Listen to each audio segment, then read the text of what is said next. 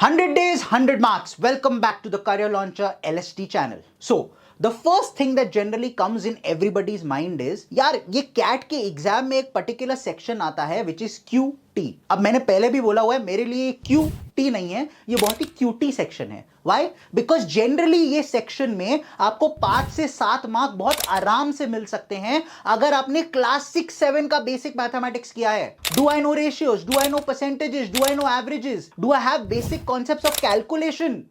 If I do, these are easy marks that I can gain over the course of the 5 to 7 minutes. What is it that I need to do? Every single day, when I go ahead and get petrol filled or when I go ahead and go to a grocery store, can I calculate very, very quickly in terms of क्या amount देना है, क्या amount मिलेगा? Can I convert that into percentage? मैं 100 रुपए लेके गया हूँ, cost आया 63 तो 63% है. लेकिन आज मैं 120 रुपए लेके गया हूँ, cost आया 63 तो क्या परसेंट है? Can I do this very, very quickly? Do I know 1 by 7 is 14.29%? Yes or no? Then do I know that 1 by 14 can be 14.29 divided by 2? 7.145%. Can I do these things very, very quickly? If yes, then I have a very high chance of going ahead and getting these additional marks which others generally miss out on. Hence, the only thing that I would recommend is go back to your class 6-7 book.